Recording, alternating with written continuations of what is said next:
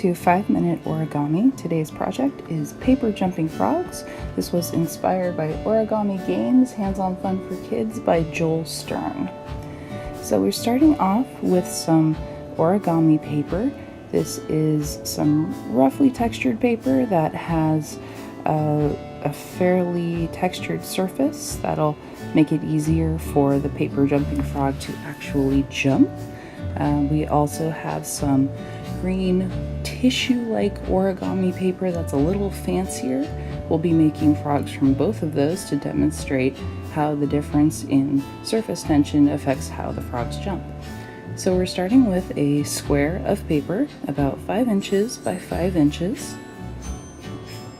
The first thing we do is fold that square over to on the other half lengthwise, so vertically into a rectangle. We're going to take the top corner and crease that down. You're going to take the top corner and fold it over to the opposite corner and crease it down, just like that.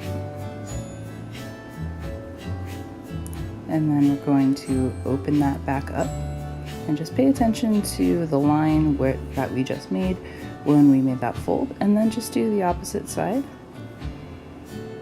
Corner down and crease it down. So you should have an X in the center made of the creases where you made the folds. And then we're going to take the top half of that, the center of that X, and then fold that over. So you now have a line going this way, a line going that way, and a line going across. Now here is the tricky part. You're going to want to practice this a little bit. You fold in the corners right there and then pull down the top section so that it sort of puffs out, and then you fold it down so that you end up with a triangle at the top. This will be the head of the frog. Might want to have to do it a couple times just to get everything perfect and even. It should look like that from the top, and it'll be sort of a triangle folded on top of itself. That's the hardest part. So then you take the two ends that you folded from the bottom and then fold them up into a new triangle. These will be the feet of the frog. And then bend them down a little bit at the bottom so that the frog has feet to stand on when you flip it over. Now we're going to take each side of this rectangle that we've made and fold it in towards the center. Try and get it as even as you can. Crease from one side to the other and crease that one down. And try and tuck it in a little bit under the triangle that you folded earlier. This is going to be the body of the frog.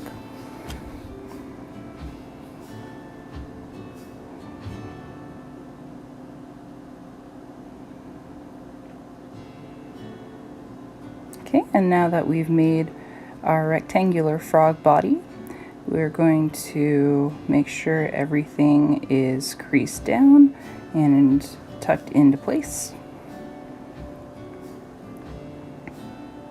Now take the bottom of the rectangle that you've made and fold it up halfway to where the points of the frog's feet meet. This is going to be a little difficult depending on how thick your paper is. And then fold that part back down, creating the back feet of the frog. Now everything is in place, and you just pinch everything back into place, and there you go. You have a jumping frog. You can practice with your jumping frog a little bit and make him jump.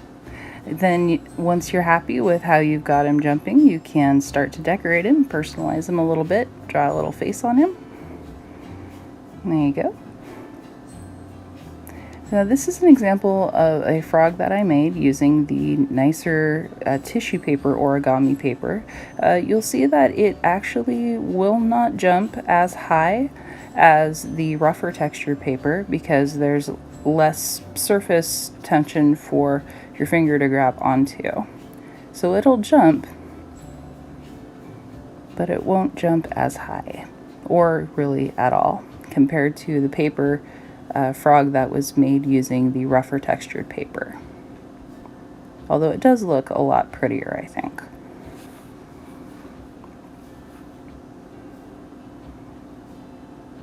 There we go. This is an example of a paper frog that I made using a longer rectangle. This was about twice the length of that 5x5 square that we used earlier. It's not as elegant, I think, as the smaller frog, but it does jump higher. Now we can take these frogs that we've made and compare them a little bit and see which one actually jumps over the Sharpie a little bit better. There we go. Everything needs a bit of googly eyes, I think. Look at that. No. And let's see what happens with the little frog. Not bad. Not bad.